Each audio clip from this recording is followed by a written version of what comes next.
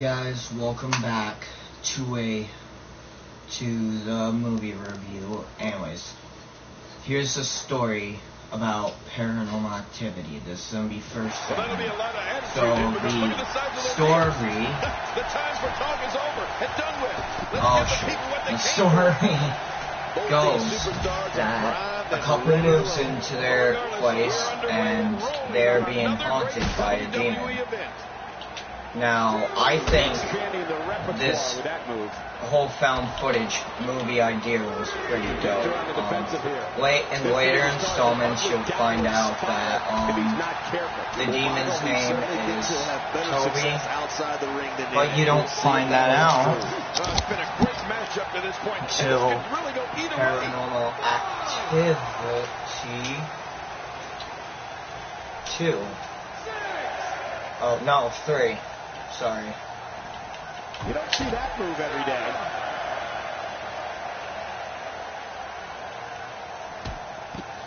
Oh shit. Okay,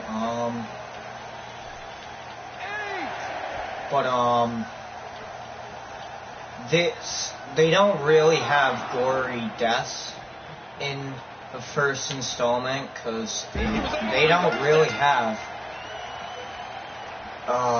one in the first installment at all. Order can't be restored, and the ref calls them.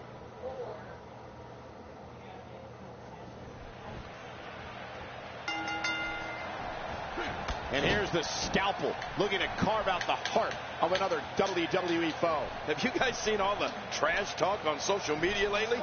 Let's just say some things were said there that, well, oh man, does he have that arm submission in tight? Oh, that can't feel good. Like I was saying, guys, that's how the story goes. Bitch. Fuck you.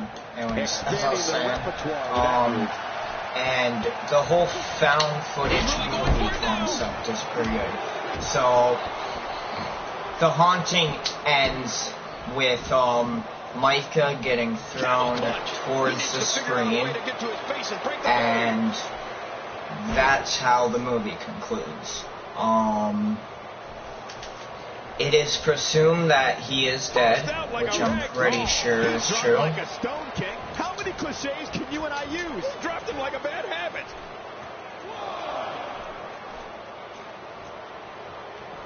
And he's heading back in. Bitch. I can't blame him.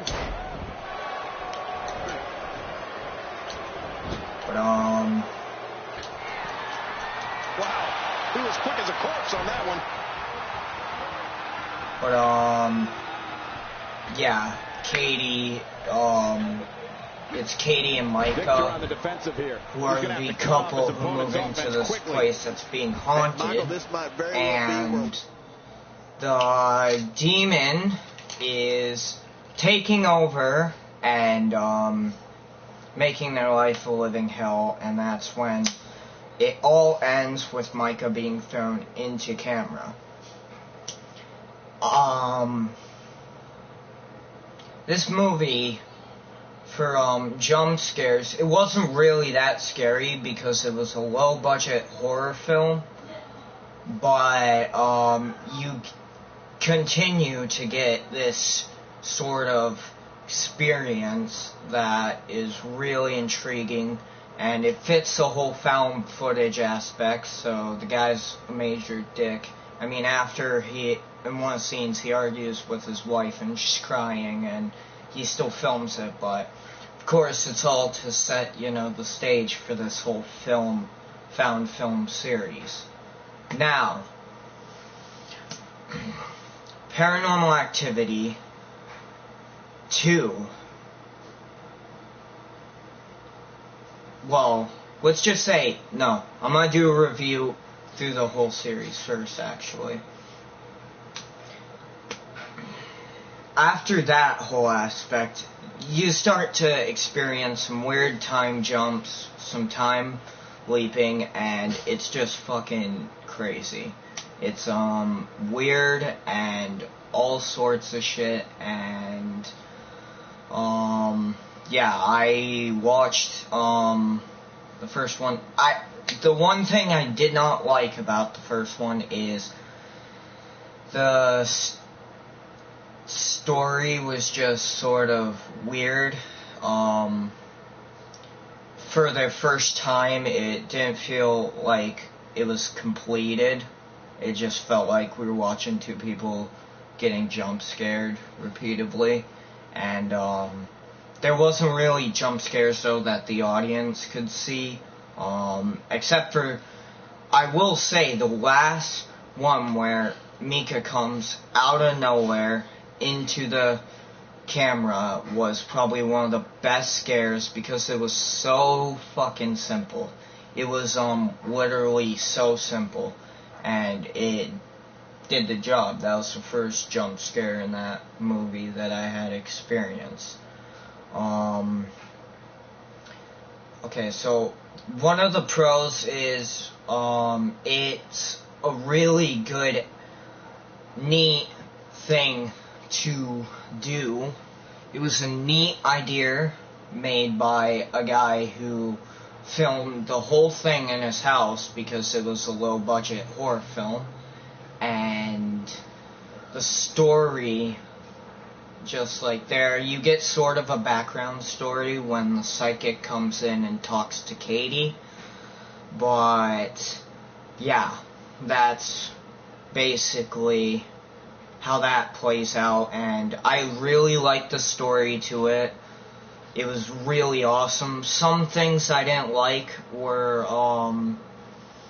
it didn't really get scary in the first film.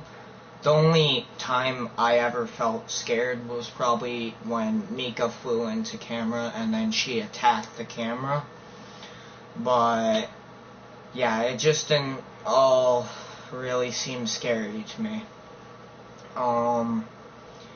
And the whole found footage aspect was once again a neat idea. It was a little bit better than the Blair Witch Project, because the Blair Witch Project, you didn't really get to see much happen except for them running and then arguing about maps for fucking days.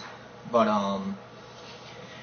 yeah, so that's, the first thing I like about the series is the story is so driven out. It feels like a lot of the story was improvised, actually, so that's what kind of gets you thinking, like, wow, they're actually talking like normal people would fucking talk, because a lot of the lines they had, they improvised and shit. And yeah, one thing that's weird about the series is they always attack rich people, not just regular people who are, you know, just living day-to-day lives. It's always a rich house that's just fucking creepy.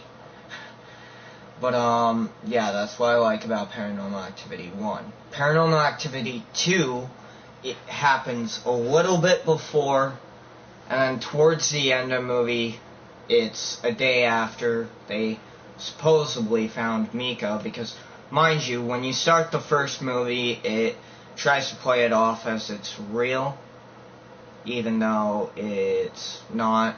Obviously, everybody knows that, but, yeah. Oh, but 2, Paranormal Activity 2 is, interesting, because Paranormal Activity 2 is, where Katie and, well, you get to meet Katie's sister, Christy, and I don't know if you guys know this, but Molly Ephraim, who played in Last Man Standing, is in that, and mind you, this is all taking place in 2006. Mind you, I think the first Paranormal Activity came out in 2009. And, from there, it just kind of, you know, it got, the story just came out, and started to get surprised about a lot of shit.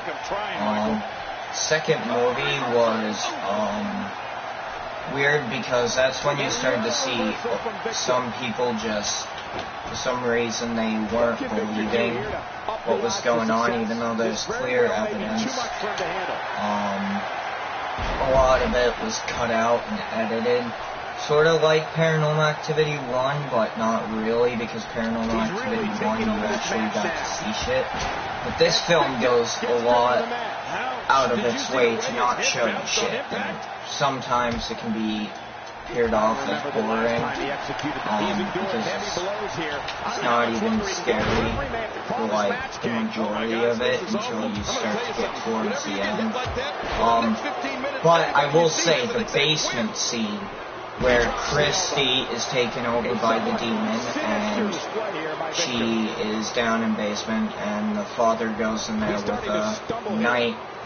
with night vision is probably one of the best scares I've ever had. The scene drew so much tension that it was actually pretty interesting to watch that part. I didn't really care for Paranormal Activity 2 because there was not really a lot of jump scares like the other Paranormal Activities. So my opinion about it is they could have done a little bit more with trying to show you more scary images instead of just, doing that thing where nobody, you would literally have to wear headphones to hear some of the noises that were going on in the movie. But, yeah. So, that one is about Christy. She gets haunted by a demon. By the way, Christy is Katie's sister from the first Paranormal Activity. And, you get to see this whole, world just unravel with Christy, and you get to hear her backstory, and she does kind of give a hint that this shit has been happening since Christy and Katie were kids, but yeah, I just kicked that guy in the face. But no, it's pretty fucking amazing. It's story-wise, it can get boring. Security footage doesn't really show anything except for the main frustrating part about that movie is the only really Paranormal Activity shit you get to see before the end is him just fucking around with college dickery pranks, dropping pans, turning, not killing birds and shit, fucking dumbass shit like that, knocking a baby, fucking eating area over and shit, and yeah, but now we're gonna get to the story segment of Paranormal Activity 2. You meet Christy Ray. The movie starts off with her coming back after she gives birth to Hunter, which we eventually learn later. By the way, spoiler alert if you haven't seen these movies. But spoiler alert,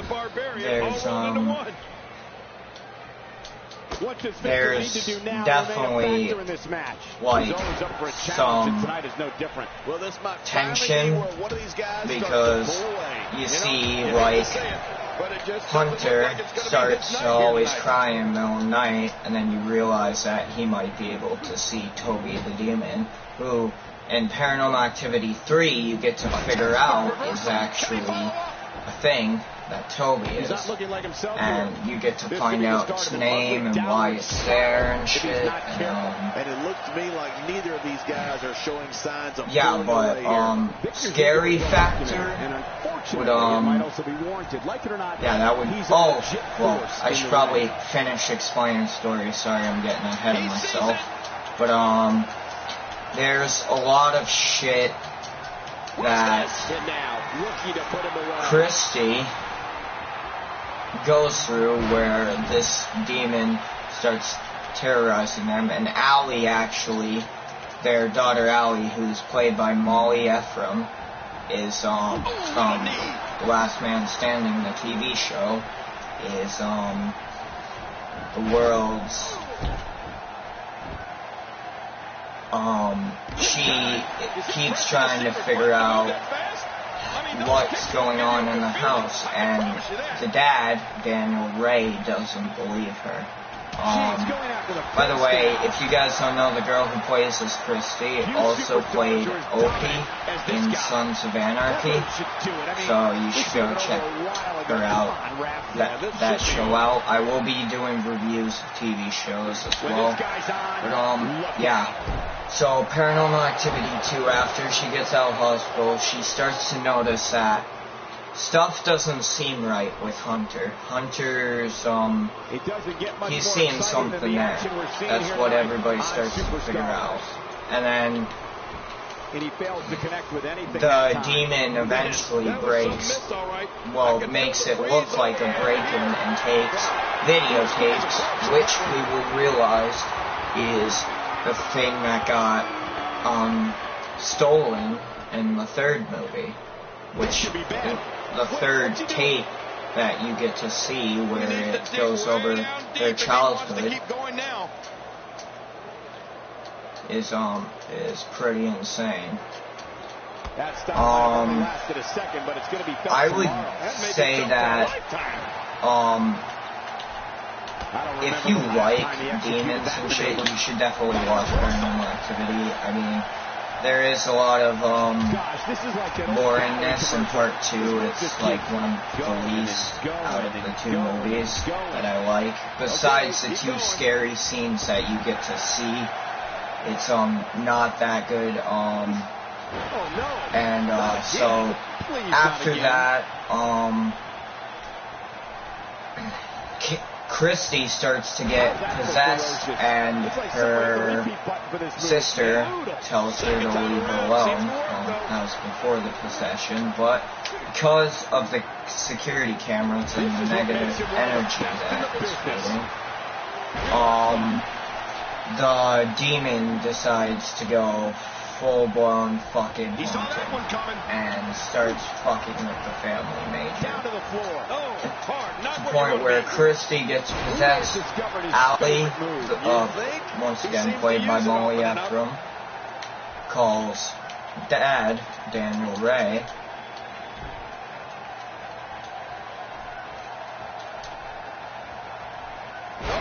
and after that happens, then you guys start to see a sort of different Christy translate, and he comes and he calls the nanny, which got fired originally because of her trying to get rid of the spirits in the house, but her dad was not believing the whole time. She tried to warn him, and Christy ends up being possessed, but only for a little bit before they are able to bring her out of him. And once that happens, then you sort of get to see Christy in a normal state, and then you see Christy, Katie, come back a week later and mention about the weird shit that was going on in the first one, and then yeah, because what they did was they did something where it passed it off to Katie. So the demon was haunting Katie, and yeah. But major plot point here is you figure out that the demon wants Hunter, the firstborn male on Christy's side. The reason why it wants that is because the grandmother made a deal for wealth when she had conjured the demon, and the demon gave her wealth, but in order for that they have to take soul of an infant. Well, no, they actually, yeah, they have to take your firstborn son. And that's the whole deal with that. And you figured out that, well, you figured out that actually in the third one you figured out that Grandma is in a witch coven. She is in a witch coven. It's not so nice. Not very kind people. And yeah, fuck you, sir.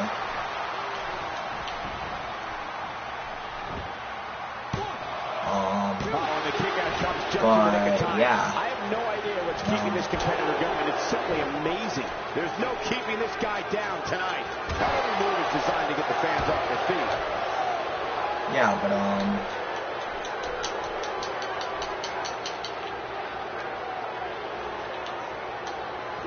bitch.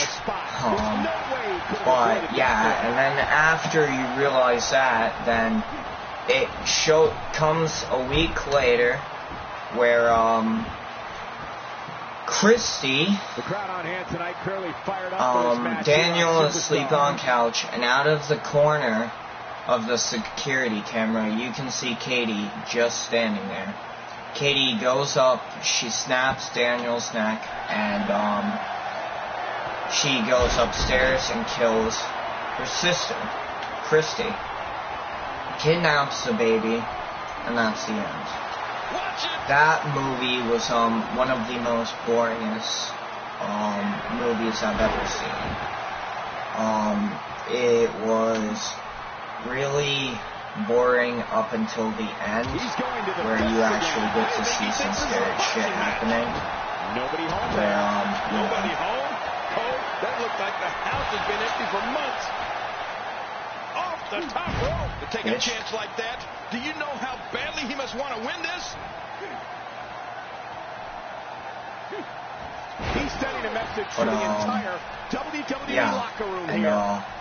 Once that's over. I feel like a broken record here. Oh, wait, Cole, you do remember records, don't you? What's a record? Tune for music? Yes, I download my stuff. Then you get to realize he's taking a lot of punishment. If it continues, it could eventually affect his vision. Yeah, already seeing stars. And then he almost took his head off with that lariat. Once you realize what's going on, it helps explain the first one pretty easy. All it takes is a punch. So yeah, I would give that movie a 5 out of 10. Because the original was a lot more pace and wasn't just us staring at a security camera that showed nothing. And it actually tried to make the environment intense and shit. And yeah.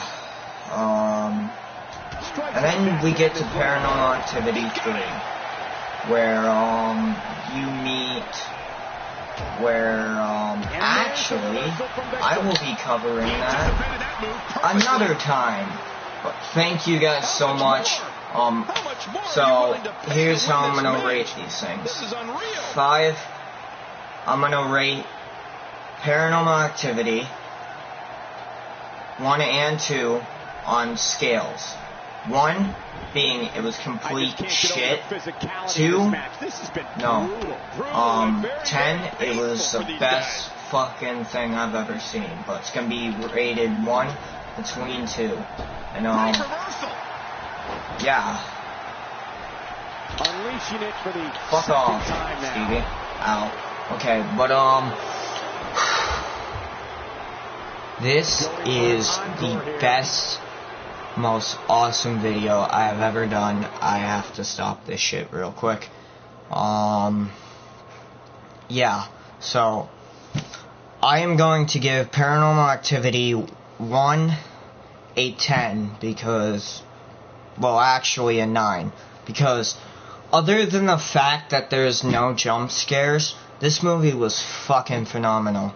On its low budget, they had intense jump scare at the end, and they had not really that many annoying characters, Besides Mika, but he's a dick, so let's not talk about Mika. But, and third of all, it was like they were almost doing a YouTube video about it, and it was neat how they set up the camera and shit to film everything. Thank you guys so much, though, for watching this. And now Paranormal Activity 2, I'll give a 5 out of 10 because it wasn't my favorite. It wasn't really that good. It was kind of shit. Next week on Sunday, we will be talking about Paranormal Activity 3 and Paranormal Activity 4. I'll see you guys in the next video. Bye!